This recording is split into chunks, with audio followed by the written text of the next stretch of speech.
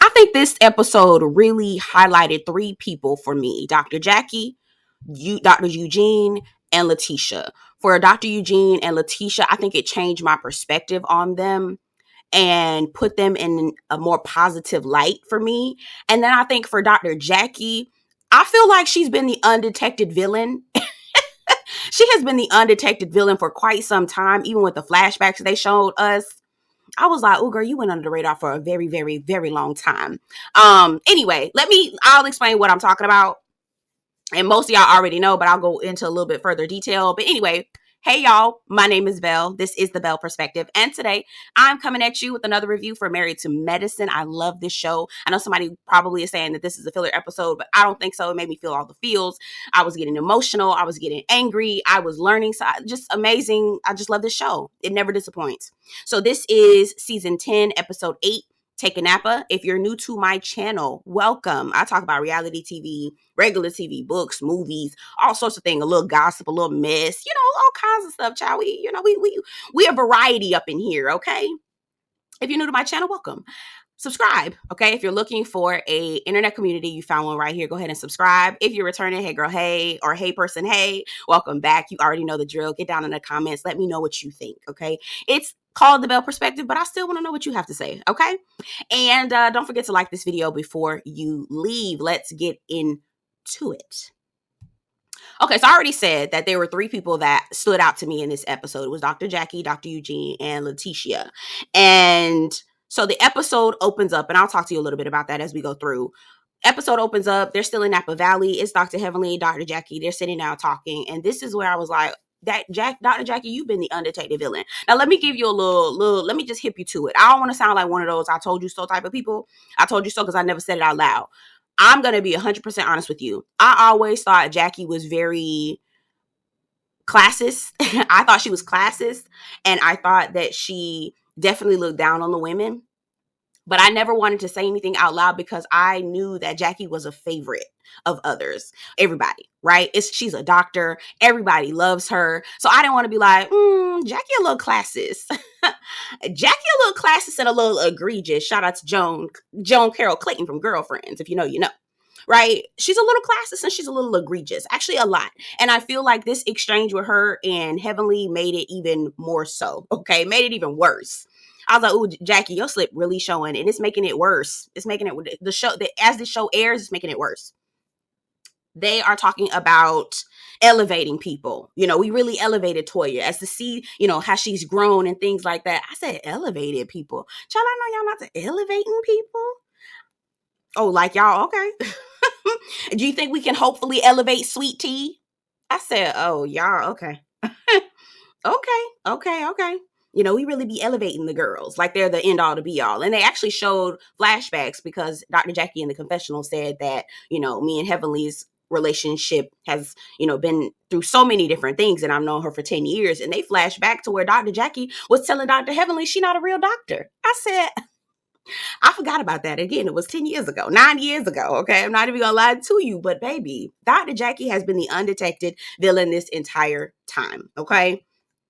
Heavenly asked, are y'all proud of what y'all did last night? Not Dr. Heavenly disassociating herself with voting Quad off the island.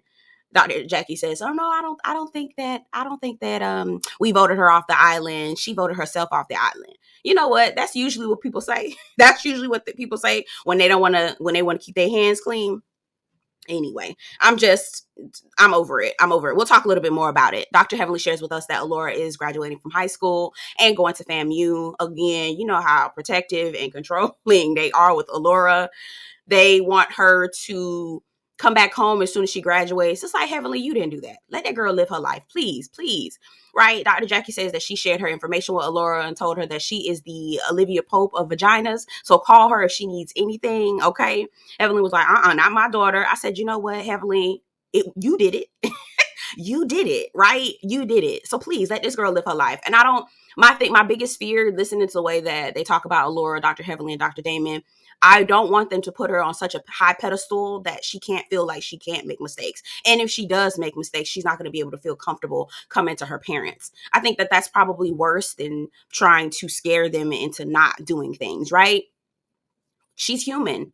All of us are human. All of us are capable of making mistakes. And I think it's important for us parents. I'm not a parent. I don't have no kids and I don't want no kids, but I think it's important for you to know that it's okay to make a mistake and not feel like it's going to be the end of the world or that your parents are going to ostracize you for whatever you do. Anyway, congratulations to Alora. Shout out to her. She wants to be a dentist as well. We love this for her. Oh my God, we love this for her. We're rooting for you, girly. So they have, again, they're still in Napa Valley. They're wrapping things up. They're going to do a spa day. Now, it's a mud bath. Not when I think of mud bath, I think of like the cute mud. Y'all know what I'm talking about? Like that smooth mud that don't, it's smooth. I don't know. They had lumpy mud and they were saying it smelled like cow manure. Sweetheart, if it stank, I'm not touching it. Like, no, I'm not doing that. If it smells bad, I'm not getting in it. Why would y'all? It's a no for me, dog. So the girls split up. It is Dr. Alicia, Toya, Phaedra, and Dr. Simone at the spa place. Phaedra and Simone do a mineral bath, I think, and then Toya and Alicia do that stank mud manure bath. And then Heavenly, Dr. Heavenly, Dr. Jackie, and Letitia go on a tuk-tuk, which is kind of like the little not carousels, but the little carts that they drive you through. Y'all saw the episode. Y'all know what it is. I thought that they were supposed to be seeing animals, but she actually just drove them out to the middle of a vineyard and dropped them off so they can eat. And again, when I tell you Jackie is the secret villain, as they sat down with Letitia, they literally were looking down at her. Like the entire time. Every time Letitia said something, they were just looking down at her. I was like, oh my God, y'all are... Oh Lord, everything she said, they wanted to correct her speech. She made a joke and said charcuterie board, right? Now we know it's charcuterie, right? Charcuterie. We already know, right? But to say charcuterie is funny. It's funny. Oh my God, y'all are entirely too uptight. Like seriously, ew, it's disgusting. It's disgusting. At this point, it really is. We flip over back to the girls. They're out of the spa day. They're sitting around talking and they're asking Phaedra if she wants to, remarry. Are you looking to remarry? Phaedra says, no, I'm not really into it. I had a really bad divorce. I'm not really trying to get into it. Toya tells Phaedra, you don't need a man. You don't need a man. You're not lonely. Your kids gonna leave you, her and Simone. Your kids gonna leave you. You ain't gonna have nothing. There we go with the sphere tactics, acting like women can't survive without men.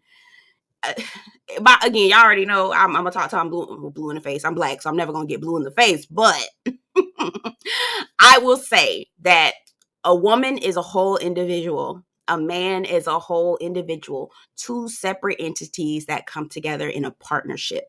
Not broken, not halves come together to make a whole. Not him being a whole and then he bringing you on and helping you become a whole. Nothing like that. You are two whole individuals, okay? And both two whole individuals can survive without each other. However, why, right? Why? It's fun to have them. It's a want, not a need, okay? And that's all I'm gonna say about that. Because that's it. It's a want, not a need. It really is, okay? And that goes for both men and for women. Yeah, Phaedra basically was like, get up off me, mind your business, okay? Because they were like, how did your kids find out about your divorce with Apollo? And she was like, they read about it. And they were like, oh, you didn't? So it was like, I like to tell them before questions are asked. She said, okay, that works for your household, which I was side-eyeing Phaedra. I'm like, girl, you don't want to tell the kids before they just read it on the internet? But, Phaedra do what Phaedra want to do, and that's grown people business, okay? They talked to Alicia a little bit about Kema, and Kema is her husband. He's also a doctor, Dr. Kema. I think he's a dentist as well. And Simone asked, how's Kema handling the kids? And she says he's found a newfound appreciation for her. He said he literally told her, asked why he was on the phone and yelling in the background and trying to get the kids together. I said, you mean to tell me how he handling his kids? How's he handling the kids? No, you mean how is he handling his kids? Those are his. I don't know, and I'll get into it when we talk about Eugene and Cecil, but I don't know how women. Yeah, I can't. My boyfriend is not like that. My boyfriend is not like, oh, a woman should do this and a man should do that. I couldn't even marry someone. I could not even. Anyway, moving on. I hope Dr. Alicia gets the most expensive bag, the most expensive whatever she decides for Mother's Day, because it don't make no damn sense. How the hell he don't know nothing about raising kids and them his damn kids. Okay. All right. So Eugene goes to visit Cecil. They sit outside and smoke a cigar. And I'm with Simone. I hate cigar smoke. It's disgusting to me. But it's cute watching them do it, but I don't want to smell it. It's nasty to me. I don't like it. They discuss Kema, and they're basically saying that he is young. He's culturally different, right? In Nigeria and Jamaica, those are, countries and cultures that are still, continue to perpetuate male dominance and, being a chauvinist, basically. And Cecil was like, listen, you can't, fool around with these women. You could be arguing for days, months, for hours, days, months. You could be arguing with them, fooling around. You can't come to Simone with no, stay in a woman's place. And I listen, you can't come to me with no stay in a woman's place. You really can't. You really, it just, I cannot, if you cannot look at me as an individual, a wholly owned individual, why would I even want to be with you? If you feel like there's a place that I need to be, some sort of subservient, I can't. No, and I don't believe in being the head and the neck and all that. No, I don't believe in that either. I think that's I'm gonna be quiet. I don't believe that. I don't believe in any of that. I think I'm a totally whole individual, and you're a totally whole individual as well. But I'm not gonna I'm gonna step down off my soapbox. Y'all know I love to rant, and I'm trying to stop. Okay. But I don't see it for you. I really don't. Kema, I don't see it for you, Dr. Kema. I don't. Especially not you being a chauvinist, okay? Anyway, they have dinner, final dinner in Napa Valley, catching up, talking about things, and we get into maternal mortality rate in the conversation with Dr. Jackie. Now, when I tell y'all the internet had been ablaze, had been dragging Dr. Jackie from the rooter to the tutor for at least a good week, down to the internet, and I've been watching and reading all the things. And again, I've always thought that Jackie was egregious. I always thought Jackie was the villain, but I never said it out loud because I didn't want to get dragged, okay? But now that people see this, praise God. She has always been that insensitive dog. How can she really truly care about people and the health of other people when she looks down on people when she meets them? She thinks that she's better than them. How is that even possible? And she's meeting new people every single day as a doctor. Girl, yeah, it don't add up. It doesn't add up. And so Letitia shares with us that she had a doctor. She was experiencing pain regularly. And the doctor told her that, it was just something she was going to have to deal with. Are you kidding? That's literally what Dr. Jackie was telling Dr. Heavenly on that snippet that went viral. Black women, especially black women, which makes it even worse because black women are the ones who you're trying to say that you're advocating for in terms of mortality rate, right? Maternal mortality rate. So girl, which one is it, girl? Oh, we want to complain and, being dramatic. What's wrong with a woman taking the time off from work, period? Y'all acting like she asking you to write prescription drugs for some Percocet or some shit. Like, no, girl, she's growing a whole human in her body. If she's saying she wants to take time off, why the fuck she can't? Girl, Dr. Jackie is literally embodying exactly what the cause of the the maternal mortality rate. She literally is embodying. Anyway, we've already gone down that road, but I think that it was interesting that Letitia shared her experience about a doctor not taking her complaint seriously right off the heels of Dr. Jackie going viral, saying that black women, especially, she doesn't say in comparison to, but it's implied. It's implied in comparison to black women, in comparison to other women, white women, Hispanic, all the others, right? So I thought it was interesting and ironic. And baby, Dr. Jackie, everybody looking at Dr. Jackie like, we ain't fooling with you no more, child. We ain't fooling with Dr. Jackie. Again, I always thought that she looked down on people, but she was the fave. She's a doctor. What am I don't want to say. I didn't want to kick up no dust in that way. I really didn't.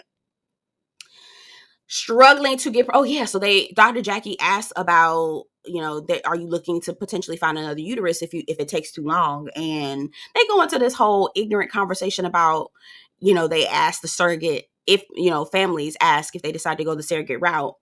They ask the surrogate not to engage in sexual intercourse because they want to make sure that the baby don't get semen on it. I said, and Toya shares a story about how Eugene didn't want to have sex with her because he didn't want to get semen on his baby head. Everybody was like, Eugene is a whole doctor. I don't know if I believe that with Toya. Girl, he is a whole doctor. Girl, please. Yuck. And my other thing, let me just add this.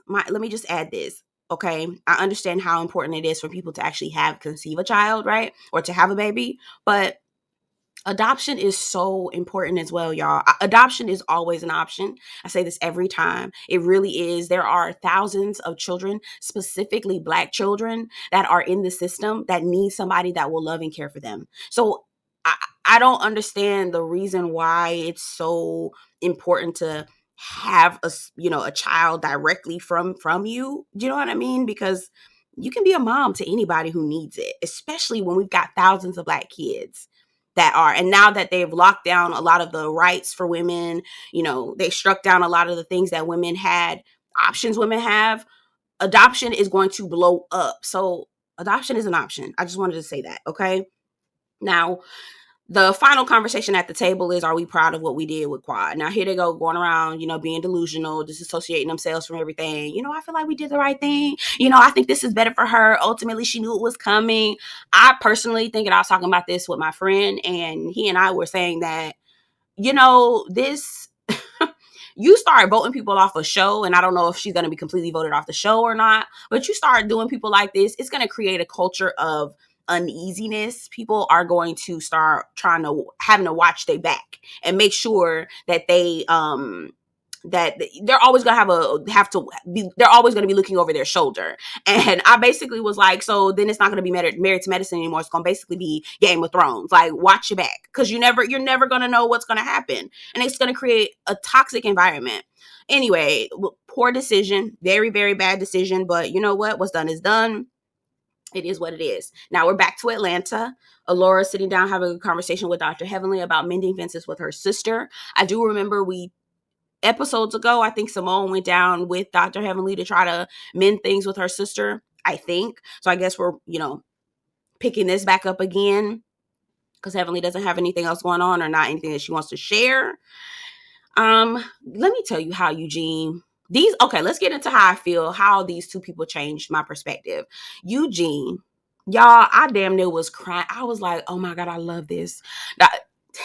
Simone, not Simone, who was the girl? LaToya. Toya asked Eugene to come in there, Dr. Eugene to come in there and help her take her tracks out. And he was like, I don't want to do this. And she was like, it's like a procedure. It's like you putting in sutures or taking out sutures. And that's literally what it is. It's just like that. So he puts on his little flashlight that goes over his head. I don't know the name of it. And then he asked her he was like, thanks for putting your head up. And he was like, I just love spending time with you. He was like, I don't really want to do this, but I love spending time with you. And she was like, why are you putting that flashlight thing on? He was like, because I don't want to cut your hair. Girl, when I tell you, he was like, yes, I just love this. I just love spending time with you. I think this is a date. And basically it's a date because of the intimacy that we're experiencing. Girl, he a good man, Savannah. Girl, he is a good, when I tell you, you have men out there who are with women, or hell, if you with your boyfriend or whoever you with, women out there and you with your girlfriend, the most intimate thing to do, the most romantical thing, one of the most romantical things to do is to either grease her scalp, and I'm talking about Black women, I can't speak for others, okay? Grease her scalp, okay? Massage her scalp, help her take her tracks out, okay? Help her curl her hair, do those kinds of things, help her, pin something down if she can't reach it. Like, that is the most... Wash her hair, baby. That is the most sweetest. That is how you get yourself some coot. Okay, that's how you get coot on the regular. Okay, for those niggas out there that's like, oh, she don't want to give it to me regularly. Help her take her hair out. Help her take her braids out. Oil her scalp. Wash her hair for her. Help her wash her hair. Baby, you be getting coot like nobody business. You'll be getting coot all day, all day, all day. You're a good man, Savannah. I was like, wow, I knew Eugene was a good man, but bitch, he a good man, Savannah, girl. He is a good man, girl. Let me tell you something.